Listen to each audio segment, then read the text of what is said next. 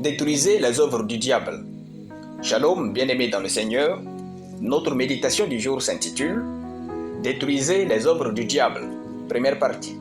Nous tirons notre texte dans Éphésiens chapitre 6, le verset 12, qui nous dit ceci. Car nous n'avons pas à lutter contre la chair et le sang, mais contre les dominations, contre les autorités, contre les princes de ce monde de ténèbres, contre les esprits méchants dans les lieux célestes. Alléluia. Un jour, j'ai entendu parler d'un agent du diable qui expliquait à quel point nous, les chrétiens, passons notre temps dans les choses insignifiantes sans nous préoccuper de l'essentiel.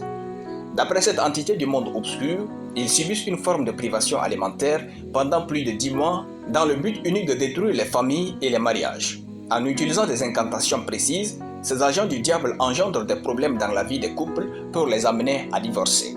Parce qu'ils sont conscients que Dieu hait le divorce. Alors, il est important de se rendre compte que le diable est un ennemi vaincu mais toujours en activité jusqu'à ce qu'il soit arrêté avec toute sa bande et jeté dans l'enfer sous le millénium. En l'absence de cette prise de conscience, nous allons être victimes d'innombrables dommages causés par Satan. Paul, l'apôtre, nous encourage à nous réveiller et combattre le seul ennemi que nous avons. Il est écrit « Car nous n'avons pas à lutter contre la chair et le sang, mais contre les dominations, contre les autorités, contre les princes de ce monde de ténèbres, contre les esprits méchants dans les lieux célestes. » Cela démontre que nous avons des ennemis spirituels et non humains.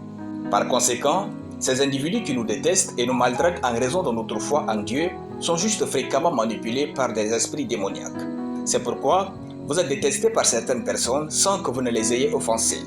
Comme nous l'avons mentionné dans le mois dernier, il y a plus de démons que d'hommes. Si vous négligez le combat spirituel, vous accordez immédiatement l'avantage au diable sur vous et dans tous les aspects de votre vie.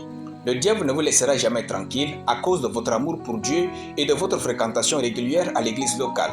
Sachez-le, plus vous aimez Dieu, plus vous êtes combattu par le diable, et moins vous aimez Dieu, plus vous devenez un instrument de luxe aux mains du diable. Dans les deux cas, il est impératif de s'élever et de décider de détruire ses œuvres dans votre vie. Le diable est votre adversaire tant que vous êtes en vie. Alléluia. Nous allons prier. Père Tout-Puissant, je te rends grâce pour ta parole. Je déclare que j'ai détruit toutes les œuvres du diable au nom de Jésus. Amen. La lecture biblique en une année, Ésaïe chapitre 51 à Ésaïe chapitre 55. Soyez bénis, c'était le pain du ciel.